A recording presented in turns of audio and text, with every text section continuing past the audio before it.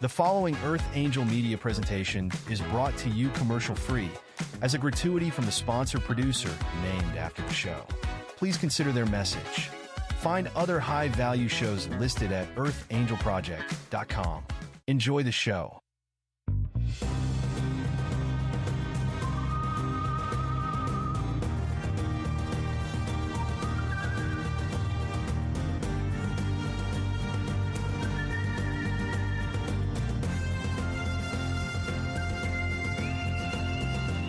Welcome to Soul Decodes.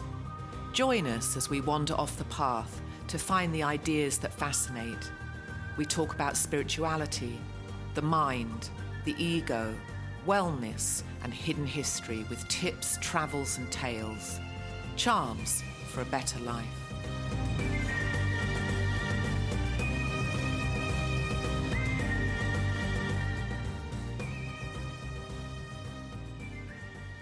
Good morning, Sarah. Good morning.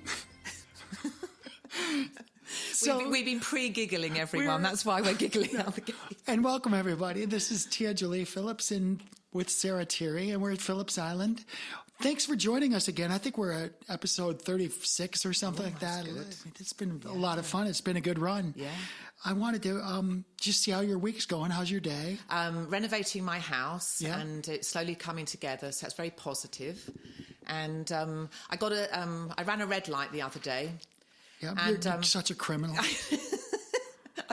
I did act. Yeah. I acted well, but so this is what happened. So I ran a red light. I was going to the airport to pick up Tony, and he pulled me over, and I went into a parking lot, and we're off the road, and I told him my reason for running a light, hoping he was going to say, well, on your way then, I don't want you to be late, just don't do it again. And I thought that would have been really reasonable. Instead, he takes 25 minutes to prepare this ticket. So now I'm really going to be fucking late. So now you've just added to the problem that I jumped the red light to solve. So that was, so I had to hire the ticket defense team, and you pay them $100 and they get rid of it. Otherwise, you get points on your license. It's extortion. So you must have been thinking bullshit. I would have thought that you would have got off just because your accent is so cool. Oh, God, But- it does not work. but they don't even care. They don't even care Well, anymore. then I started thinking, well, what's his life like? He's got a minimum wage, not minimum wage, but it's a low-paying job. All he's doing is giving people tickets all day long. It's a low-energy environment. And he's maybe got a quota, maybe hasn't. But what he wanted to do was pull over in a car, in a parking lot, not have to deal with any traffic. And he could sit there, he could listen to YouTube, he could call his mum, he could eat a sandwich. And I think if I was doing that job, maybe I'd be taking 25, 30 minutes to process someone, because then you're not really working, you're just sitting in your car. I mean, it can't take that long just to put my license plate in. I mean, all that information's got to be instant. So, yeah, I try to think of it from his point of view, and maybe I'd do the same thing if I had that job, because it sounds like loads of shit. Because it used to work with the bobbies. God. Is that what you call them, bobbies? Still probably in Oh, East really? of London. Yeah, I bet. Yeah, a bobby. The bobby. Yeah. Okay. What does bobby stand for? I don't know.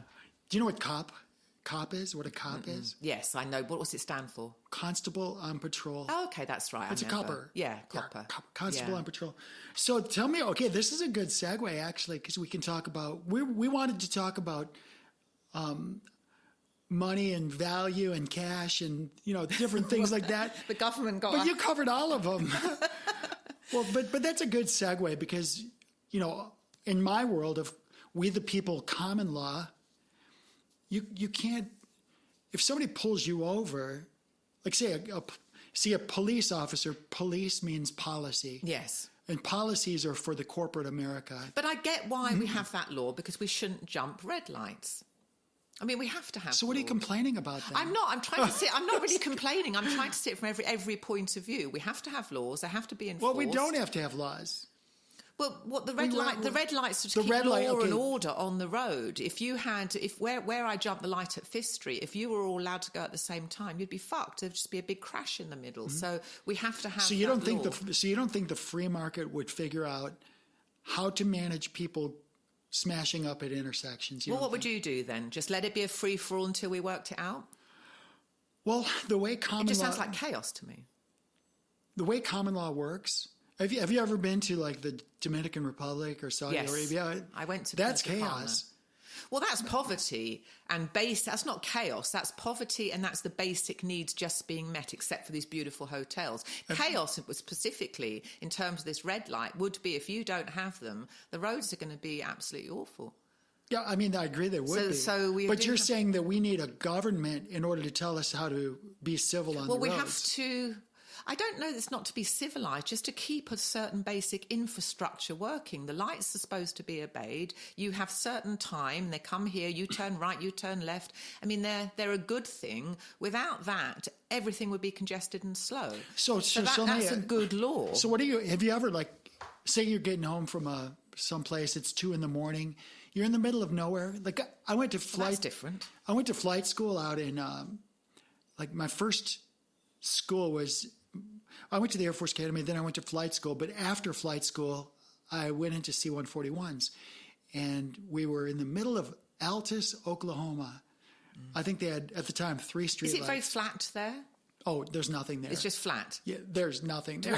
They grow stuff in fields? Yeah. They grow. What is it, a prairie? I've never been there. It's like West Texas. It's flat? The panhandle of Oklahoma. There's nothing out there. It's the picture of, remember in the pictures of the Dust Bowl? Right. That's pretty much what that was about. But there was basically Altus, Oklahoma, back in the day. This is like mid-'80s. And there was like three traffic lights. And probably 3 cars. I mean, well, I think that's kind of, yes, that's fine. When I got my speeding ticket, I was in the middle of 1, 2, 3, 4, 5. It was a 4-way with 2 lanes. So how many is that? 1, 2, 3, 4, 8, 16 possible lanes to be in. Wow. And this light, that's on 50, State Road 50. That light had to be operating us all. So I get in Oklahoma in the boondocks, you don't need it. In England, they don't have stop signs. They have roundabouts everywhere. I think it's brilliant. So do I. I love roundabouts. Is. Stop signs suck, but you can't always get a roundabout. But in England, you do. I mean, it can be a mound, a literal 4-foot mound, and it doesn't. You all go around it, but there's no stop signs. So but laws. So what you're sharing is that there's an innovation called a roundabout that makes it so you don't run red lights. You don't run red lights, and you don't have to stop. You just keep, because you yield all the time. In terms of energy, it's way better. Yes, and it keeps the pace going. It keeps the pace. It's much more flow. Yeah. So what you're sharing is that there's an innovation that means that you don't have to run red lights. Yeah. See, the thing is, the police are policy enforcers. Under common law, you can't be fined. You can't be brought into court. In common law, you could literally roll down the window and say, "Hello, police officer. Yeah. How's your day?" And they would say something like, "You were speeding. You were going faster than the 50 miles per hour. I jumped the light, right? Or you ran the light, or whatever." And you would say, under common law, you'd say, "Oh, well, I did. I was late for going to the airport." Under common law, you would say, "Well, thank you for telling me that. Yeah. Am I free to go?" Because. And what about if I habitually kept running red lights? No, listen. Okay. I'm talking to you as I know this is a British paradigm versus an American scrappy paradigm, but where's the deterrent? Listen, there is no deterrent because I don't need a free person does not need a deterrent. Well, what if you're not a free person? You're a scoundrel. You break laws everywhere then you go. You're a piece of shit. Well, then we have, do you have an injured party? If I'm going 5 miles over the speed limit and somebody pulls me over and I look at them and say, "I'd like to confront my accuser. Who's the injured party? Who is laying claim against me?" But the law is there to prevent injured parties by restricting how fast we can go, how we can jump lights. Here's the rub I have with that is it's always going to be something. Pretty soon you're going to have to protect against the slippery slope. There's going to be the thought police. You're gonna. Yeah. You have the to slippery slope argument can come. It is a slope. No, it is coming up because you can't take care of your own children. We're going to take your children away. You can't take care of your own health because you didn't get the stupid vaccination. You're really going across the board. So you don't think some enforced laws are good? You're saying that we should be able to police ourselves, that no one can stop us unless there's an injured party. I'm saying we have way too much control. I agree with that. They can synthesize an emergency, and they've done this with the World Trade Center, the scamdemic. They fake a control, and the whole thing is about taking your rights away, taking your freedoms away. That's what it's about. And you consider being pulled over because you jumped to light having your freedom taken away? If I'm at a red light and I look in every direction and there's nobody around. Yeah, I did. And I knew I was fine. There's and I nobody knew I was around. late. Yeah. Okay. That's why I did. And I drive through that light, and I've not injured anybody. I've not. That's kind of what I was hoping he was going to say. Fine. Okay, just tap me on the wrist if you need to, and let me be on my way. But that's what a reasonable. But then I got why we needed. But that's justification. I'm talking about you under the American Constitution, the original 1776 Constitution. You have a right to life, liberty, and the pursuit of happiness. Mm-hmm. The government is there to protect us. It's not there to control us. It's there to protect us. Okay? Isn't some degree of control useful to keep law and order? I refuse to. Really? I refuse to be controlled. I believe that if we have 10 commandments. So supposing we have the instant in San Francisco where you can go in and you can steal something and you're not going to get prosecuted for it. You just leave with it. How do you feel about that? Well, that's what's called selective prosecution. Because is there a damaged party? Yes. Yeah. So you're okay. So that's the key for you. That's the key. Is if there's a damaged party, and everything in my world is based on property ownership. Do you own the property? So as an example, turnpikes. You've been on the turnpike, right? Mm-hmm. The genesis of the concept of a turnpike was that we had acres and acres and acres of people, ranchers, farmers that owned property, and the state wanted a road to go through their property, so they would have turnstiles where they would collect a toll, and the farmers, because that was their property, the farmers would get a cut of the action. Mm. They'd say, "Sure, Sarah, you and your mule, your stagecoach. how many mules? How many wheels on the stagecoach? Right? You can go through my property, and it's going to cost you, a nickel. Yeah, right. It's not a big deal. I think it's nice. But I figure as a farmer, if I get 100 cars, that's 500 nickels. That's $5 a day. And people need to get from A to B, and you can't stop that. So and I'm have helping to agree. them. Now, we have bridal paths in England that do the same. But thing. I'm creating a value for them. Mm-hmm. You can come across my property. It's going to cost you a nickel. Yeah. Otherwise, you have to drive 20 minutes around and take the public road or somebody else's property. But I'm going to save you time and effort and energy and money. I'm going to charge you for the convenience. And you're going to pay me a nickel, right? But that's based on private property. So this is a really good actually conversation because we never know where we're going to go with these, but whenever you have property, or the idea of property ownership is central to everything.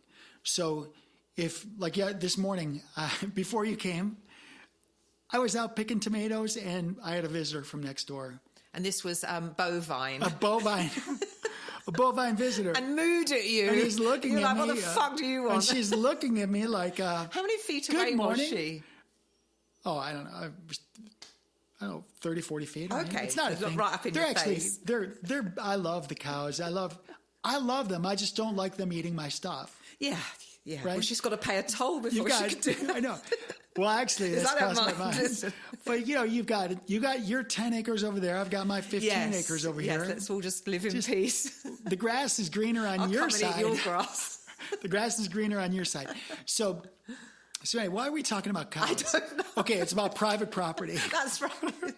So property ownership says, if you own a cow and I injure your cow, you're the injured party. I owe you something. Mm-hmm. If your cow comes over and eats all of my garden and breaks my trellises and just destroys my garden, I'm the injured party. Yeah. And you owe me something. Mm-hmm. It's about who owns what and who's the injured party. And you're talking about this system it's absolutely wonderful and I like it, but it only works if the people participating are agreeable. I mean, you're relying heavily on human nature. This is why we have of a model that's very, very high caliber. And a lot of people, supposing someone's cow came in here and ate all your tomatoes and all these beautiful plants, and then he just said to you, "No, sorry, I haven't got the money. I can't." This is why we have what's called a jury of our peers. Yeah. It could say, okay. But this isn't government. This would be what you all elect. This would be your community. This is the way it was originally. It's like, okay, y'all, we're going to get 12 of our peers, gather them up. We're going to have a discussion. You tell your story, I tell mine. that jury, there's no attorney representing us. We tell the story, they tell the story, they have a conversation, they say, okay, look. And how do you enforce it? What would you do if they said, I'm not paying, I've ruined all your crops and I'm not paying? What's the next step in this little experiment? The jury. The next step. The jury decide. The but jury. Then what do you peers. do with someone that doesn't pay? Supposing you had $5,000 worth of damage. They're in front of this communal, this tribunal, and you've said to them, okay, you owe Tia Jolie $5,000, and they say we're not going to pay. What jurisdiction does this tribunal have to enforce a punishment or to get that money from him? Well, under title law, we actually have all of those answers. You can go back to common law. And I'm not a common law attorney, but there's going to be a mechanism where you put a lien on his property. I could put a lien against something he owns. Yeah. And he won't be able to sell. Take his mule. I could just, for instance, let's just say that I did put a lien against his property. Maybe there would be a blacklist of some kind as well. This person hasn't obeyed the law, well, watch and what therefore happens. you're not going to trade with him because he's now not being civilized in this community that requires us to be civilized. Play that through. I think you're onto something because let's just say this guy's name next door was Johnny Smith, okay? And he repeatedly breaks his agreement, breaks contracts. He's just a complete dirtbag. Everybody in the world. Everybody in the city, everyone in the county, they know this guy's a dirtbag. If he wants to get something done collectively, voluntarily, not because the state forces us, collectively, we're like, no, man, I don't like the way you treated Sarah. You know, you completely destroyed her garden. There's no way I'm doing business with you. You're not invited in this restaurant. So you just marginalize them. You just... Yeah. It's a passive way of doing it. It's not passive. Well, no, I guess it's not because he can't buy eggs, he can't get gas, he can't be a part of the infrastructure. Well, let me ask you, let me just share it this way. What we're talking about is having a community that respects each other, treats others as they want to be treated. Right, and your people question that belong is, to this community understand these bylaws prior to going in. We're all of the same sensibility. We want to live peacefully. We're speaking different languages, girl. No, but because bylaws. Who agrees on the bylaws? Well, there's probably not a lot of bylaws, but it has to be. You all want to agree that we're going to obey. It's all property ownership. This is my property. You can't damage it. We can trade peacefully, and we have to be civilized people. So just make it that. Don't have a load of laws, but that premise has to be entered into by everyone participating. Okay, and there's going to always be those people who don't participate. But if you're saying marginalize them to get them. What I'm saying is this. The free market deals with those people. The free market. I don't need a state. I don't need a government to tell me how to deal with my neighbor that's being a jerk. Well, how are you going to get your 5,000 from him? So supposing he's just an arsehole, everyone agrees he's an arsehole and they ostracize him. He can't now trade, he can't do business. What mechanism is there in place to get the 5,000? Look, I don't need the state to solve my problems. No, but within your community, how would you enforce This is the issue. The community itself will solve this problem. Because here's the thing. I'm not that person that's going to... Do you know what frag is? Do you know what the term frag? I think you've mentioned this. Okay. In the military, we have this concept called fragging. Frag is friendly fire. Friendly fire, where you have somebody in your company, in your patrol, in your squadron. They're just absolutely that person where they're leeches, they're stupid, they're ignorant, they're basically criminal minds, all right? They're just sociopaths, whatever they are. Those people oftentimes have accidents happening to them. Right? So that's how you'd police this. And those accidents, they're sometimes by people who don't have... Those people are going to meet other people who have... Energetically, you're talking about. I'm just talking about kinetically. Those people are going to bump into the wrong person at the wrong time and piss off the wrong person at the bar, and they're going to get into a fight and they're going to die. It's like the old Wild West. It is the Wild West, and I'm okay with it. Yeah. Because guess what? In the Wild... Tony would be. Look, in the Wild West, in this neighborhood right here, everybody in this neighborhood respects each other. We don't even like each other, some of us. But how do you get this Right. $5,000 back? How far do you go? You would steal his car and let me say, ask listen, you- there's $5,000, I'm steal your Chevy. I'm getting that back because your cow ruined my crops. Would you go that far? Because there's no system in this to retrieve compensation. There is a system. What's that? Well, if I wanted to take that, I could do that. But ultimately, we go back to a higher level of guidance. Okay, call it divine law, or Cosmic law. cosmic law, whatever. Ultimately, it goes down to that because Yes, it does. you're asking. Okay, I'm glad here's- you said that. Here's the root question. If I've been ripped off $5,000, and I know who did it, is it worth me surrendering all of my rights to put a system in, a state, a government, so that never happens again to me? Is my freedom worth the $5,000? No. I'd rather surrender the $5,000 and not have Right. governance over my freedom. And you could lose the 5,000. You put it down to it's either karma, negative energy, or it's a life lesson. It's a life lesson. But this guy has your $5,000, Yeah. and then you couldn't have any resentment over that. Yeah. And even if you retaliated and stole something from him, what you've set up is a horrible exchange because now he's going to do that to you. So you'd have to walk away. You'd have to be very passive in this. You'd have to say, no, I'm just passively going to walk away. I would rather have this nobody enforcing this than have people enforce it and give up my freedom. And this is my freedom is so valuable that it's priceless.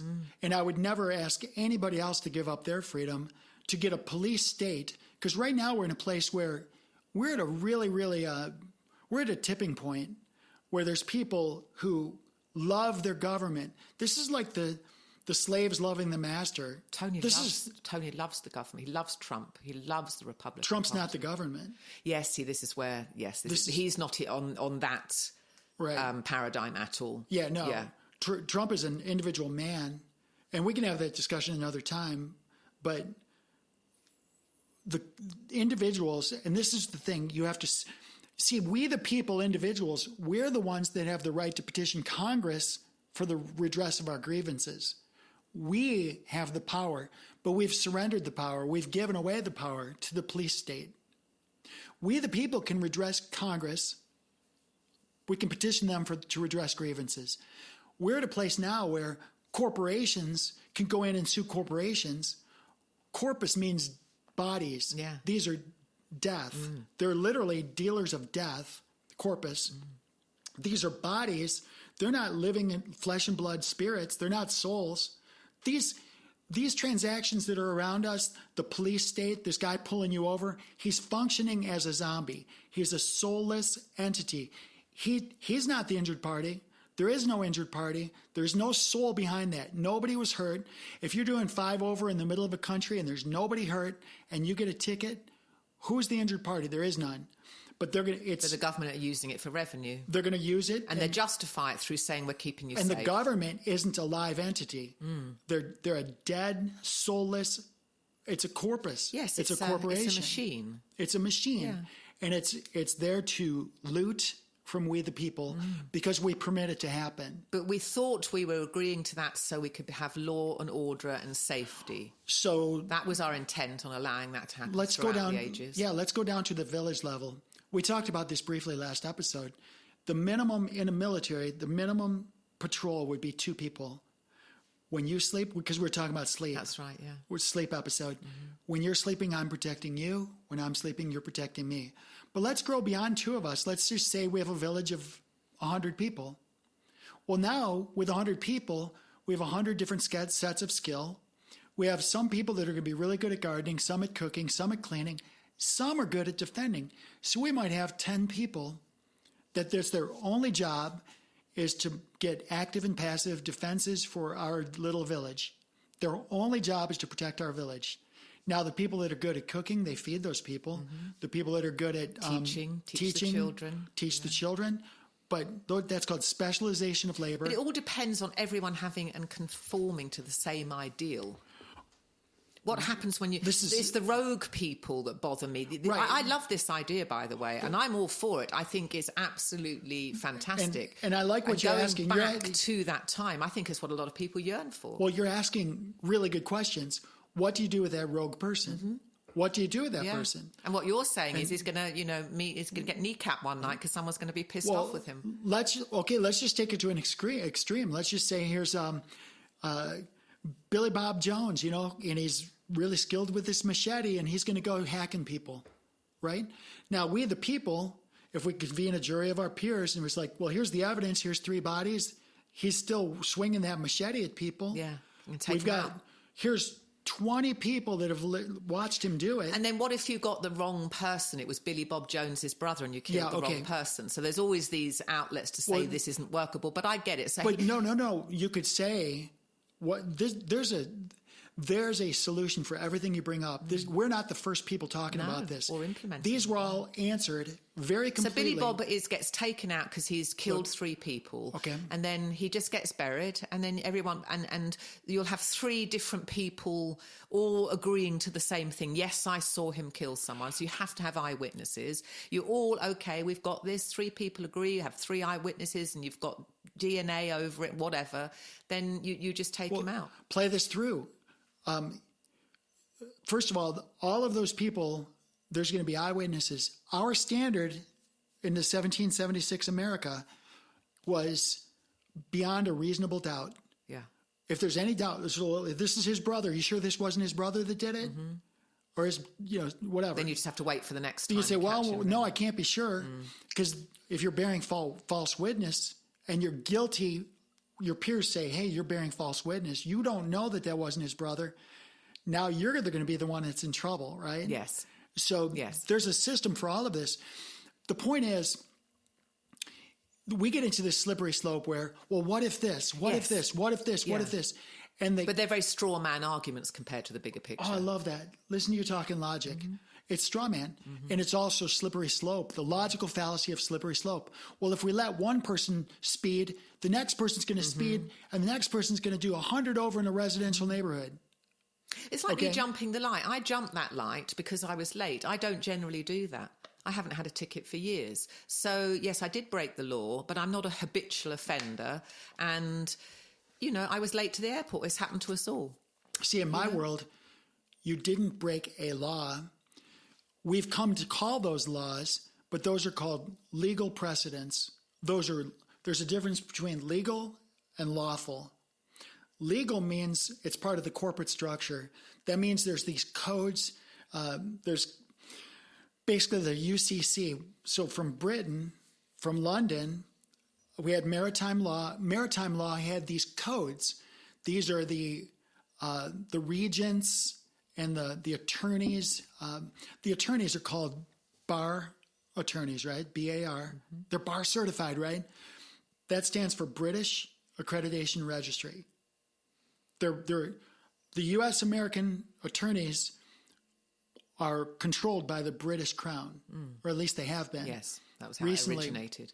But now we've gone back to the common law, the 1776 common law. We're on a trend back to that, where these attorneys are going to have to learn, even the judges, they're unlearning the corporate law, because corporate law is one of precedents, one of, there's this stack of laws this big. Here's the stack of laws. And you got to be, it's called lawfare, because you have to go through literally thousands and thousands of case studies to find the one that fits you, and then you argue, and they argue, and you Massive argue. Bureaucracy. It's just a mess. So if a corporation sues you, you lose, because you can't afford to defend yourself. Yeah. Under common law, a corporation can't sue you because a corpus is a dead entity. And you have a right as a flesh and blood woman to face your accuser. So you go into the court and you're like, hey, judge, hey, y'all, where's my accuser? And they're like, well, there's no accuser. We got the corporation. It's like, that's a dead entity. I don't recognize that. What if you owe this entity money? You can't owe an entity money. Oh, wow. This is really going down into the weeds then. No, so. This is way beyond. This is nowhere close to what I thought we were going to talk about, as usual. But But yeah, we're talking different languages because the idea of you and me transacting business together is, at its best, it's a value for value proposition. I've got a farm. I'm growing sweet potatoes. You're a blacksmith. You fix my horse's little horseshoe things. And you say, look, I'll do your horses for a year. You feed my family help for a build year. me a barn. And, help me with the barn. So there's all these transactions that's value for value. And well, what if you're dealing not with just this kind of Amish way of living? What if you're dealing with a corporation that you owe money to based on you got a loan? I mean, I don't understand, because it's a very basic lifestyle. But I love it. I mean, I'd live in a community. As long as I could have a lovely house and a swimming pool, I'd live in a community of like-minded people. Well, we're going back to where you said, I'm telling you right now it's happening because... And do you think a lot of people want that? Well, my husband would want that. Okay. My son would want that. My other one probably not. Let me ask a question. What if 51% of the people wanted it? What if 51% of the people said, look, we like the police state. But don't they give the Native American Indians their own reservation over here? So then you don't have to live within that structure. You live out of that structure, and you have your laws, and you just be peaceful people and allow little subsets of people to live. And then the people that don't want to live like that, they can follow the law. All of us used to live like the American Indians. All of us did. In fact, each of the states, the United States, were their own nations. When you talk about the Indians, they have their own nations. They're called their own nations, right? Yeah. They're Indian on their nation, reservation, right? Well, we used to have, like, Florida used to be its own nation, right? New Hampshire was its own. Do you think we'll go back to that? Won't be any United States? There'll just be little principalities within the United States? I expect it will be the United States, but we're all going to function within our own system. We'll have our own sovereignty. Yeah. Right now, there's 28. Do you think it's going to get to that? Yeah, I do. Right now, there's legislation in like 25 or 28 different states where the state can mint its own money. So Texas can have its own sovereign coin. Now, I think we're going to go back to precious metals. It's kind of like Europe. I mean, you've got the common language in Europe. Europe is all different speaking nations, all living as one. And you haven't got a common language. Well, you probably have English, is probably predominant. In America, you all speak the same language, but you exist like Europe. It's like a little country on a continent. Yeah, I mean, and you had this idea of the euro as a transaction, as a method of paying each other. You had a standardized euro, which all it did was gave the centralized bankers control of all of those countries. Right. Because it was centrally controlled. But what if each country said, look, I don't want a central banker to control me? What if Germany said no? Isn't that what England did in Brexit? Yeah, they that's just pulled out Brexit. and said, fuck it, I'm not doing it. You're not going to have any control over me. This is England, for God's sake. Now here you are, that's a role reversal, because now England is saying, hey, we're going to throw your tea into the bay. F you. We don't want your control. We're sovereign. That's what Brexit was. That was an American move, saying, I don't want to be controlled by y'all. We're our own people. Sovereign power. So now how does England transact with Germany? With mutual respect. You don't even have to trade with each other. You don't even have to agree. Yeah. You can say, okay, look, I've got this money. My money, it's based on gold or silver, platinum, copper, or palladium. All right? There's a precious metal. Or maybe you don't have gold and silver. Maybe you have most of the world's oil, or most. Well, Florida would be tourism, wouldn't it? With all our beaches. That would be a big one for us. Yeah, we also have cobalt. We have. Yeah. We have a lot. I think we have cobalt. But tourism is big. Tourism's huge. Yeah. So this is what we have in Oklahoma. You've got wheat fields. I don't know what you've got there. Dust bowls. We have a lot of dust, buckets of dust. Well, so America, you've got the common language, but you'd probably have states that had more Spanish speaking, right? It wouldn't matter to you then that you could have your own language, or would you want to keep the United States English speaking? Well, we're talking about value for value with the money system and stuff. To me, you all have the same currency. To me, if let's just say you're a different country than me. Well, so let's do Georgia and Florida. So you've got Georgia is independent. Do you want to be Florida or Georgia? Florida. Okay.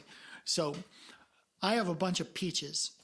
All right. And I got oranges. And you got oranges. Now I want to trade my peaches for your oranges, right? So how do we do that?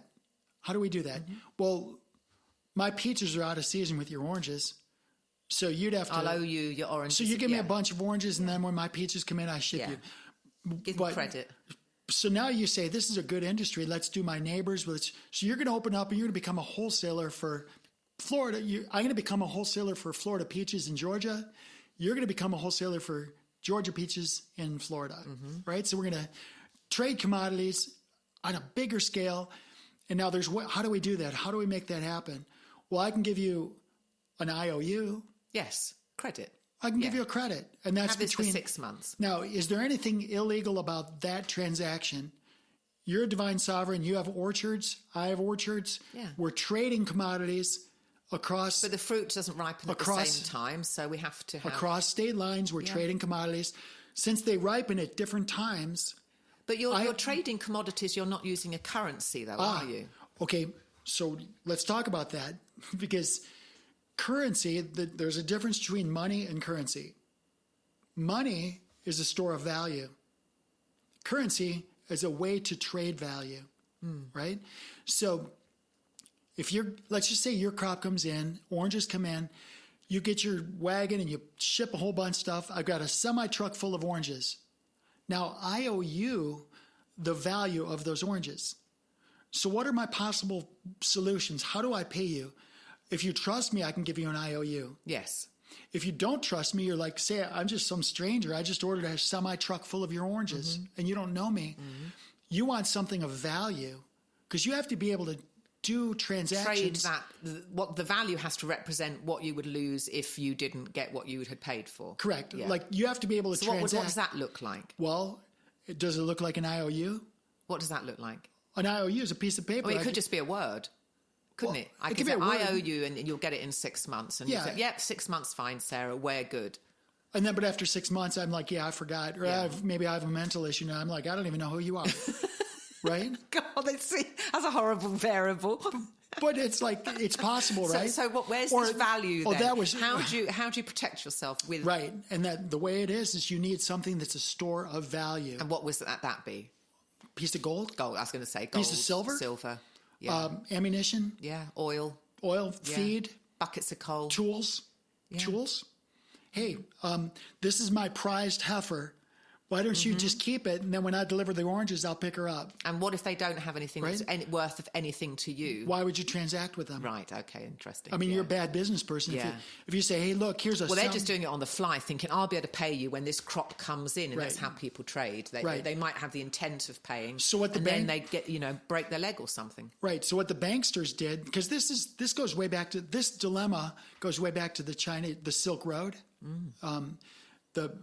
This was a problem 2,000 years ago because we'd be... How did they solve it? What did they make the currency? Well, I used to travel with gold, but then there's this thing called bandits. Yeah. And so I would go and I would buy your oranges. I'd be coming back home. The highwaymen would I would deliver my oranges, or you'd deliver... Robin Hood would come out, snatch it and give it to the poor. No, Robin Hood didn't steal from the people. He stole from the rich to give to the poor. He stole from the government to give to the people. Government, okay. Which was the aristocracy. Yeah, so he stole from the government to give back to the people. Yeah, but he stole from the wealthy. Not just the government. Yeah, no, he stole from the government. Private landowners, he probably went in. You know what? If they're in cahoots, I bet. I don't know. I don't know the cat, but so let's just say I deliver my peaches to you, and your oranges are not there, so you give me gold, and I'm on the way back, and I'm coming back into Georgia, and all of a sudden I get robbed, and they take away my gold. Yeah, sucks to be me. Yeah. So, but you're okay with that because you live in a free society where no one is putting a law in place for you. So you're happy with that trade. No, I'm a good business person. So what I do is I travel with my. This is what happened. Beretta, nothing. I travel with my Benelli M4. Oh God. But what happens is this is where Wells Fargo came in.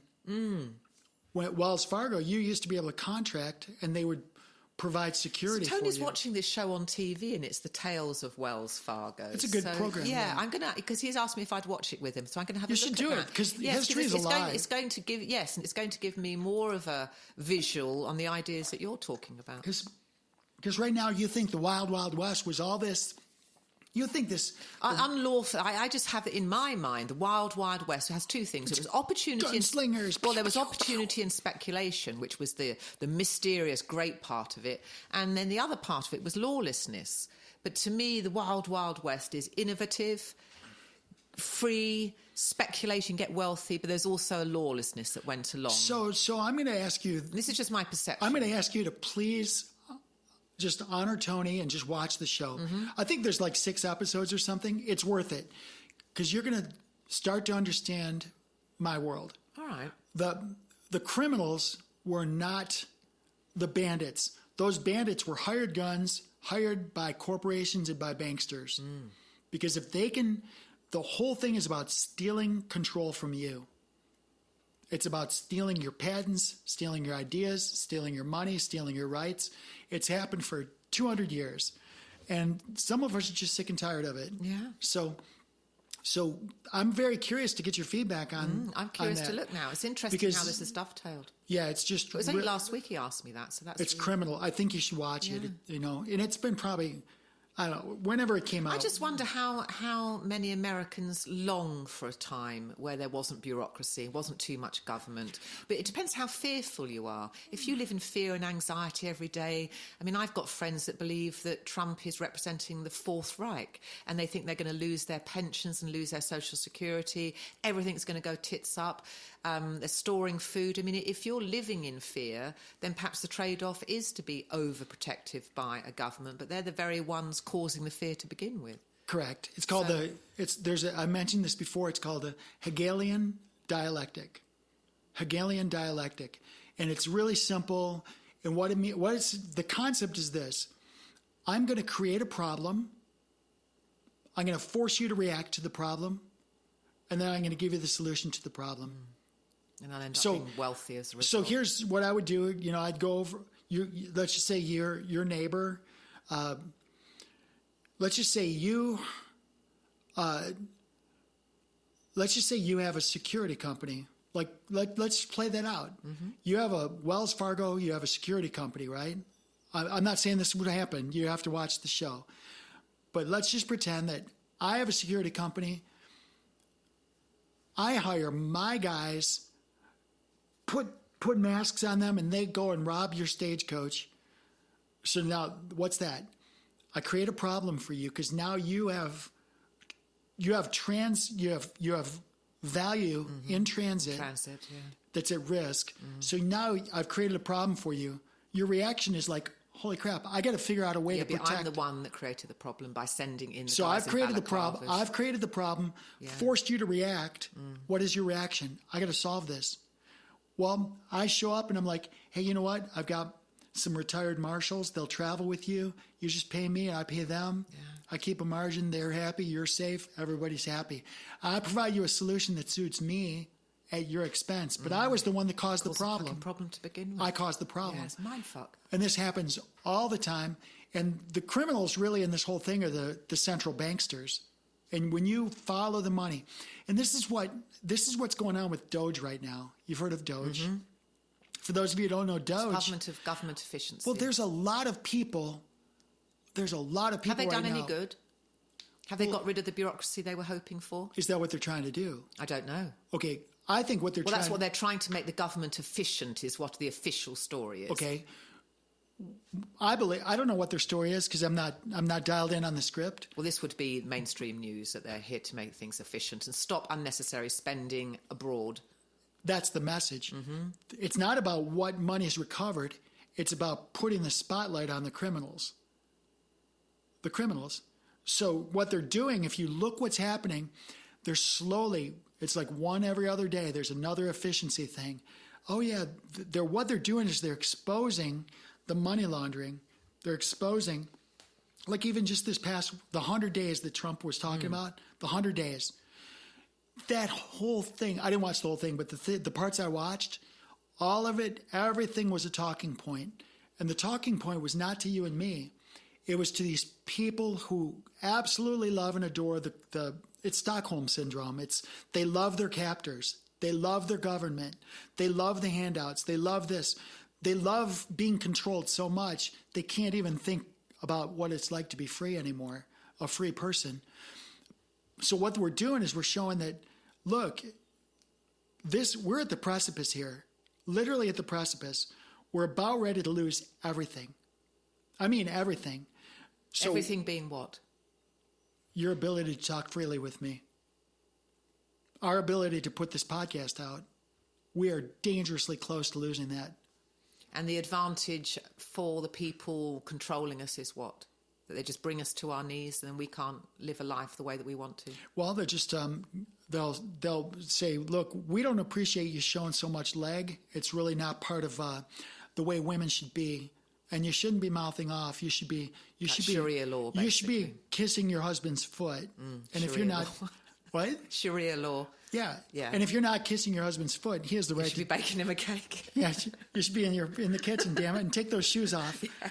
So make sure you're pregnant. Right? So you what I'm saying is that there is no limit. There is no limit to what you will have to do if you're a full-on slave. Now, the worst type of slaves are the ones that don't know that they're slaves. Yeah, God. So what we're doing is we're making people aware that not only are you a slave, because let me ask you a question.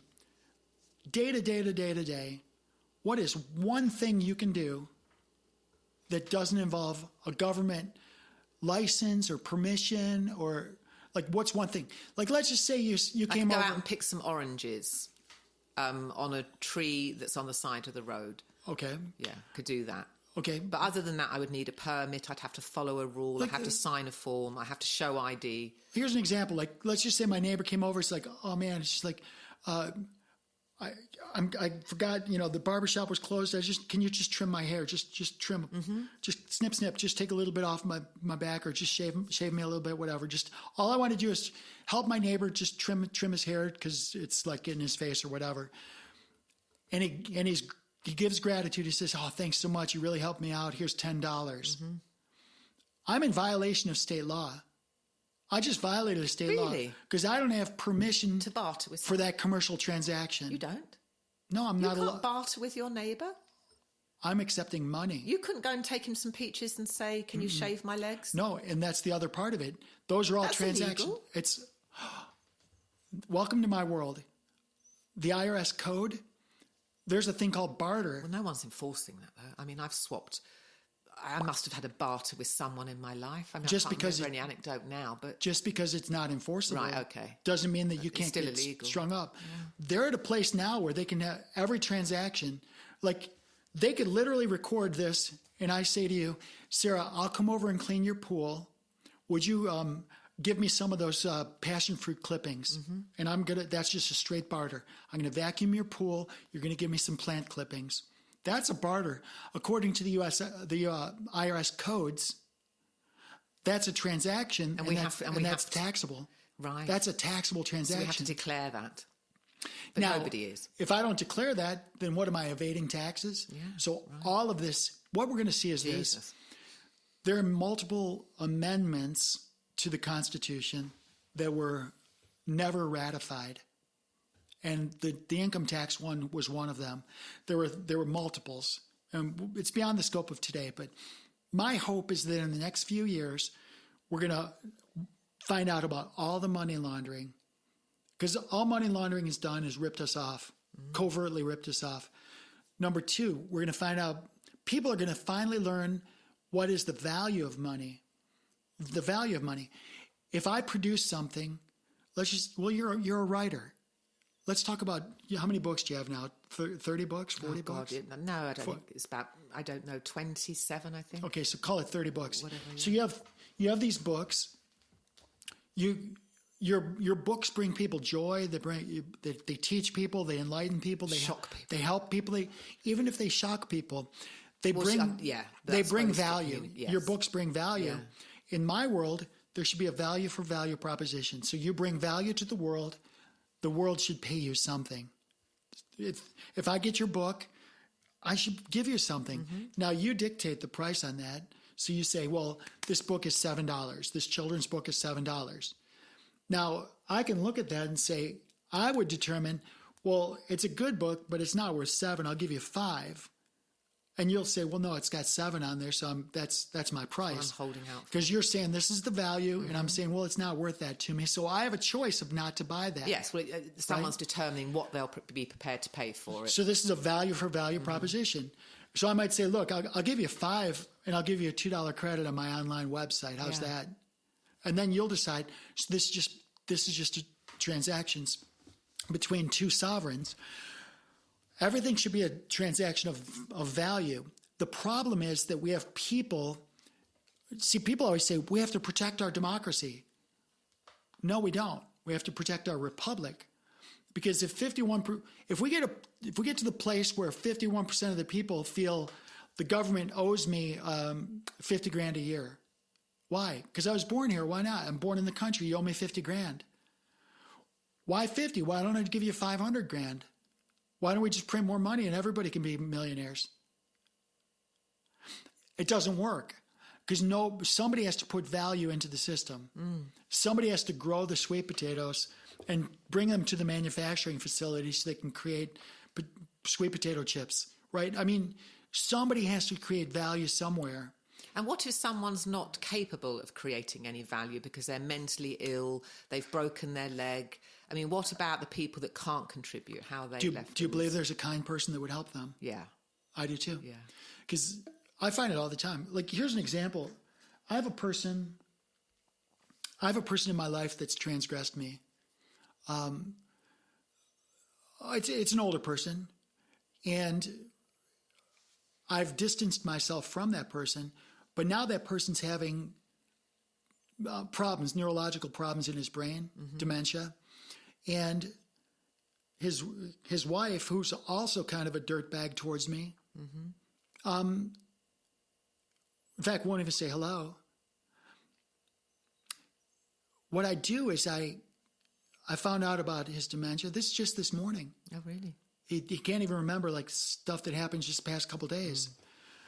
And I offered this to her 5 years ago. So how did you find out? Did they call you? Not directly? It was through another person. Okay. So I told this third person, I said, listen, and they know the story too. Even though they've transgressed me, I said, look, I'm a holistic doctor. I do really good things with people with neurological conditions. I can't promise the result, but even though they've transgressed me, please communicate to them that I can help if they need. If I can help them, I want to help them. Now, they're probably got too much pride. And it doesn't matter, yeah. But you're saying, but I'm still going to forgive. I'm going to move on and do the right thing. I have to. And that's the value that I can still bring you value even if you've transgressed me. And the value is something to help their health condition, right? So you can help. A lot of people wouldn't take the high road like that. They go, fuck you, you transgressed me, I'm not helping. Right, but the point is... But you're still being kind. But you asked... That's the thing. That it was about kindness. But you're going to be kind even though. Look, here's the thing. I put this on... I think I talked about this a few episodes ago. There was a video I saw of this car that crashed on the highway, and it went off the road, and the driver's door was jammed up against the guardrail. And the driver was stuck in there and couldn't open the door because the guardrail was there. So you've got this... 3,000-pound car against a guardrail that's freaking pounded into the ground, and the car catches fire. So now this driver's caught in a car that's on fire, and there's a car camera catching this whole thing. Like, how the cars have their dash cams, some of them. You have people running from like 12 different directions, 12 different people, completely random people. Yeah. They don't know if this guy's a old, young, Muslim, Christian, Buddhist. They don't know anything about if it's a guy or a girl, old, young. It's a reflex, isn't it? And just go in and save. I have a video of probably about a dozen people rocking the guardrail, and they got this person out of the car before it was engulfed in flames. This is evidence that, yes, we will have those rogue people, but I believe in we the people. I believe that... And you believe in the goodness of human nature. I believe that when things happen, that this is where human nature is at its best, is when we come together to solve our problems. We don't rely on other people to solve our problems. It always happens after a hurricane, doesn't it? You'll have some place. I mean, it happens. We get them all around all the time here. But it's always when people, the chips are down, everyone rallies as a community. Probably more so than the day-to-day living in that community. But they'll come in when there's a need. And I think you're right. It does explain a lot about human nature. We are there intuitively to help another, and we want to do that. I've seen it so many times. So that would be a saving grace with this idea that you're putting together. You're relying on the goodness of human nature, and you're saying it's there. It's inherent. Yeah, I mean, it's not even my idea. This is the way what we've been taught. No, I wasn't talking about you originating the idea, but this hypothesis, should I say, it does rely heavily on the goodness and good character of people to be sustained. And I have to say, there's a lot of baby boomers and the people like my age or older who talk a lot of smack about this new generation coming through. They make fun of the millennials and the Gen X and the Gen Y and the Gen Z and all this stuff.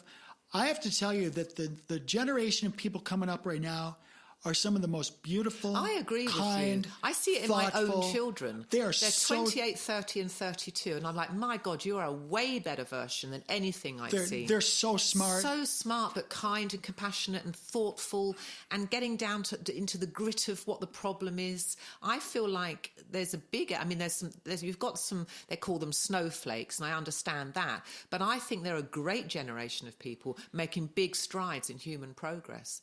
I love them. And I'm not just biased because I have children that age. I really see that they are definitely a better version of the people when I was their age in the late 80s, 90s. Yeah, I think we're different. We're certainly subject a little bit, or we're influenced by our environment. I was a free-range child. I was free range. My mom would say, look, when the streetlight's on, you're home. Tony says that about me. You're feral. You're just feral. You're out there. You have a bed and you have a sandwich and you have a front door. But other than that, you're on your own. My mom used to have this cowbell. I raised myself from a young age. I love it. Yeah. My mom used to have this cowbell. We lived in suburban. So she rang this cowbell. If we didn't come, we didn't eat. Yeah. I was like, well, I guess if I'm hungry. How long did she give you any grace period if you were late? A few she was minutes. Reasonable. That just means, because usually, Dad would get home from work and he'd need to go, poop or do whatever Dad does after work. And, got about 10 or 15 minutes before we eat. So Mom would get home, ring the bell.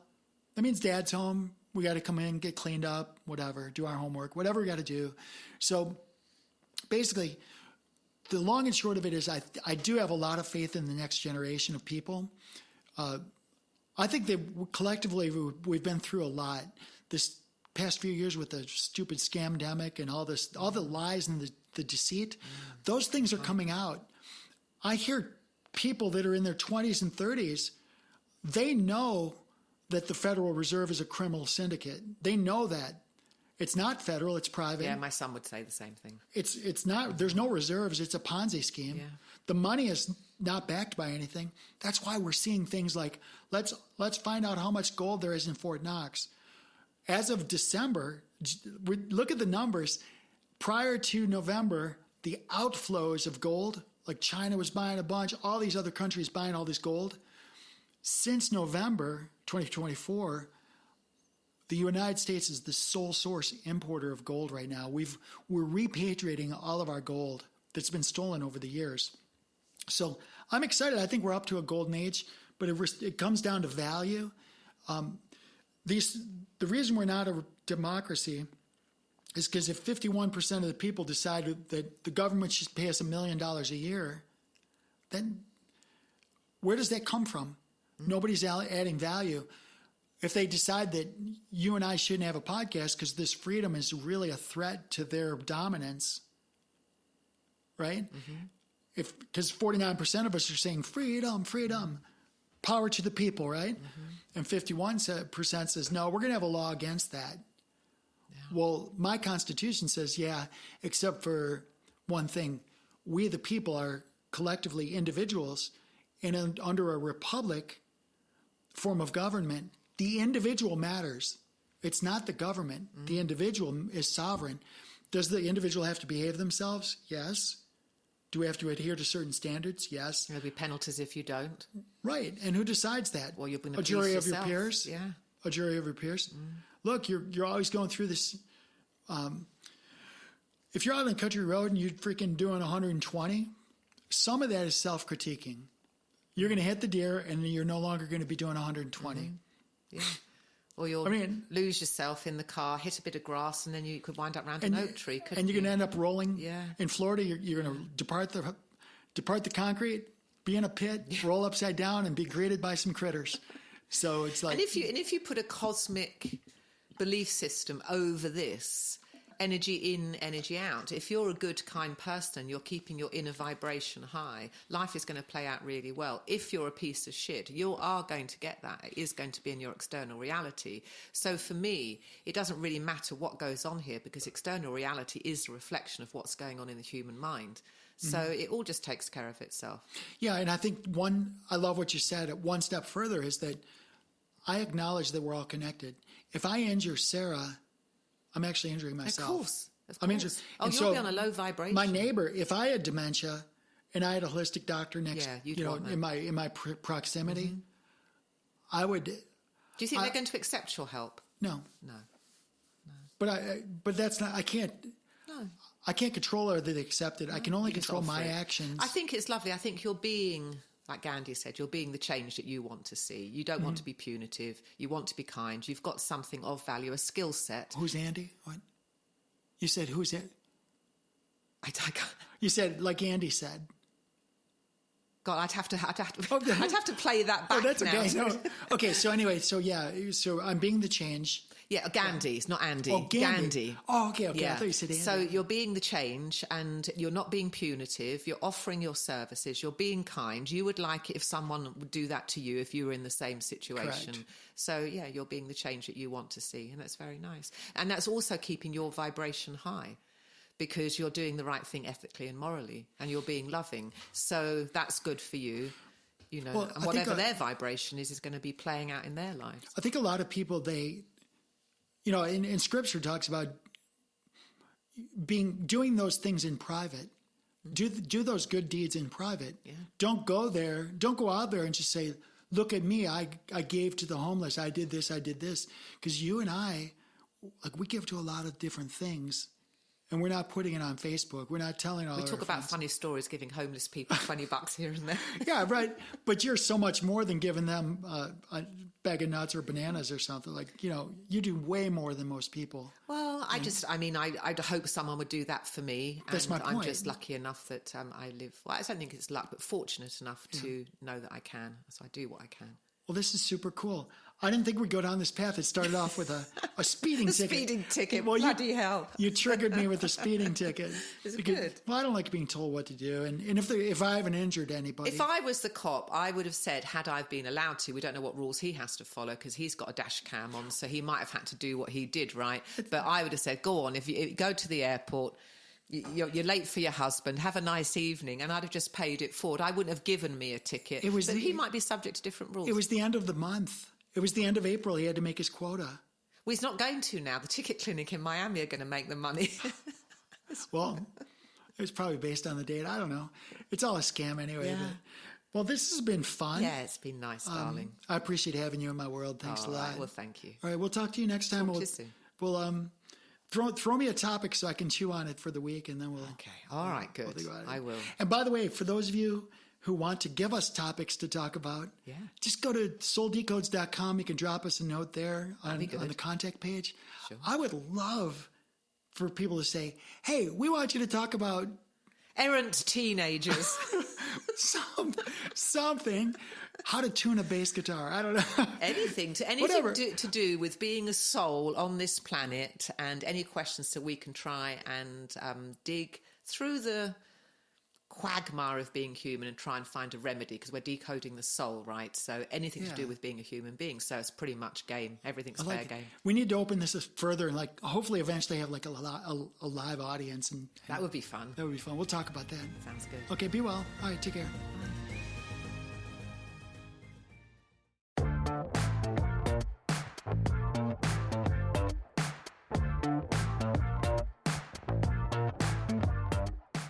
Soul Decodes, a feature presentation, airs every Friday on the Earth Angel Media Network.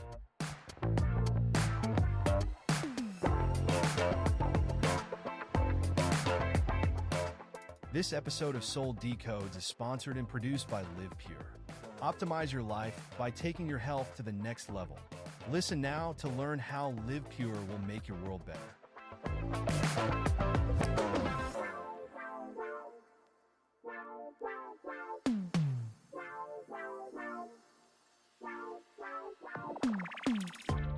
Live Pure is an American-based distribution system of online portals that give discounted access to clean, potent, natural, and ethically sourced healthy solutions for fat loss, muscle gain, immaculate skin care, immune system support, whole body cleanse, physiological balance, and performance support for athletes of all ages. Live Pure handpicks the best products and nutrients from world-class companies, always adding to their quickly growing wellness lineup that now includes Korean skincare, medical-grade nutraceuticals listed as pharmaceutical alternatives in the physician's desk reference, and healthy coffee that rivals the world's best, but for only about $1 per cup. Soul Decodes listeners looking for vitality, youth, beauty, and better health can get 25% off retail by visiting livepure.com/Sarah Thierry and signing up for free as a preferred customer. If you are a content creator, influencer, or home-based entrepreneur looking for worldwide cash flows from the emerging gig economy, Live Pure's state-of-the-industry brand partner affiliate program can bring you up to 7 different payment vectors as bonuses. As a content creator aligned with Live Pure and Earth Angel Media, you will enjoy massive co-marketing benefits, including a cutting-edge website that is personally branded to you or to your business. Sign up as a brand partner at livepure.com/Sarah Thierry, or drop us a note at connect@earthangelproject.com to get more information.